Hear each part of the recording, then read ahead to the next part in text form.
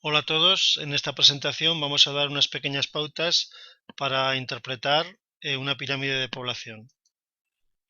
Una pirámide de población es una clase especial de gráfico, un histograma, en el que se representa de forma proporcional la distribución de una población dividida en grupos de edad y sexo. En este ejemplo, la pirámide representa a la población de Aragón a 1 de enero de 2011. Podemos identificar cuatro fases principales o pasos básicos para analizar e interpretar una pirámide de población. En primer lugar, lo que haremos es una lectura general del gráfico para identificar sus principales elementos visibles. En segundo lugar, haremos una serie de operaciones o cálculos previos a partir de los datos de la pirámide para extraer la información relevante que pudiera contener. En tercer lugar, analizaremos la forma y el perfil de la pirámide en busca de patrones o alteraciones que pudieran ser indicativos de alguna circunstancia importante. Y por último, en cuarto lugar, sacaremos una serie de conclusiones sobre la base del análisis anterior. Vamos con el primero de los pasos, la lectura inicial del gráfico. En este primer paso, lo que haremos es identificar los elementos visuales del gráfico. Vemos que por convención los hombres suelen quedar representados a la izquierda y las mujeres a la derecha.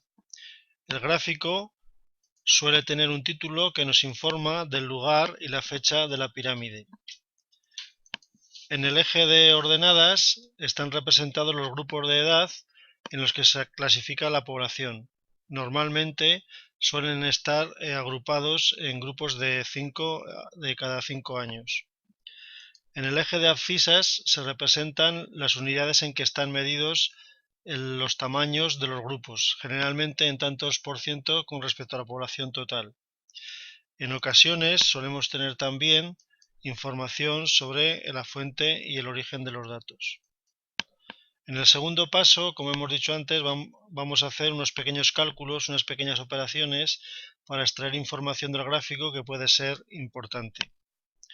Uno de esos cálculos es la determinación de los años de nacimiento de los diferentes grupos, para tratar de explicar y asociar a determinados acontecimientos históricos las irregularidades que pueden aparecer en el perfil de la pirámide. Para calcular el año de nacimiento de cada grupo, lo único que tenemos que hacer es restar del año de la pirámide las edades de cada grupo, como se ve en este ejemplo. Como la pirámide aquí era de 2011, los que tienen 0 años habrían nacido 2011 menos 0 en el 2011. Y los que tienen 4 años habrían nacido 2011 menos 4 en el 2007. Así procedemos de esta manera con cada uno de los grupos y podemos tener los años de nacimiento de todos y cada uno de los grupos para poder relacionarlos con las diferentes irregularidades o acontecimientos históricos a las que podamos atribuir las irregularidades de la pirámide. Otra cosa que hacemos es dividir la pirámide en tres grandes grupos de edad: mayores, adultos y jóvenes, para tener así una primera impresión del grado de envejecimiento de la población y de su dependencia. Por mayores consideramos a todos aquellos que tienen más de 65 años, pues a partir de esta edad todo el mundo está jubilado y por tanto es una población dependiente. Por adultos consideramos los que tienen más de 16 años, porque a partir de esta edad se puede trabajar.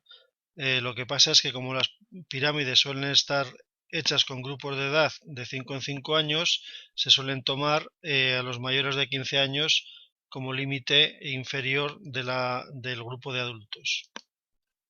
Y por jóvenes, siguiendo el mismo razonamiento, pues consideraríamos a todos aquellos que tienen menos de 15 años.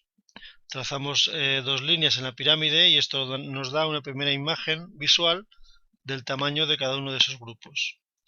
En este caso podríamos apreciar que el tamaño de los mayores es relativamente importante y el de los jóvenes es muy pequeño en comparación con el grupo de adultos.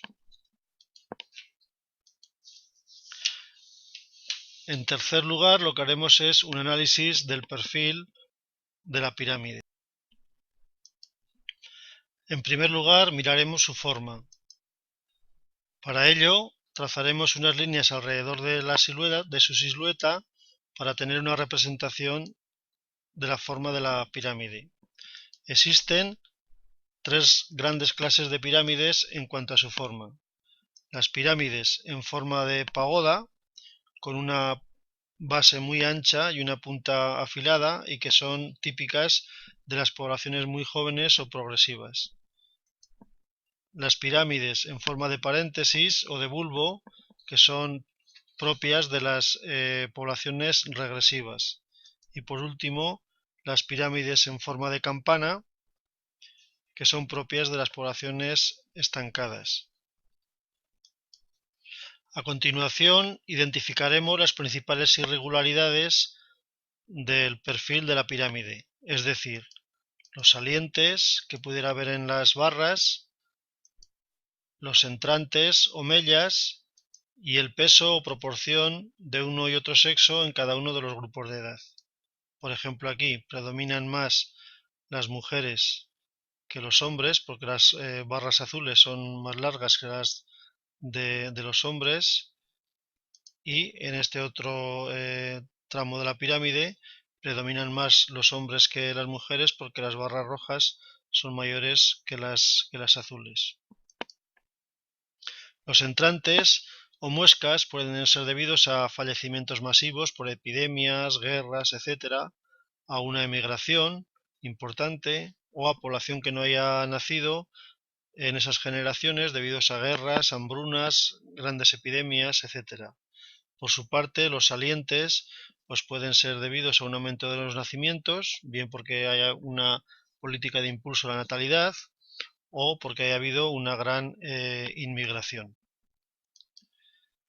Por último, y una vez analizado los tres pasos anteriores, intentaremos extraer algunas conclusiones de la pirámide.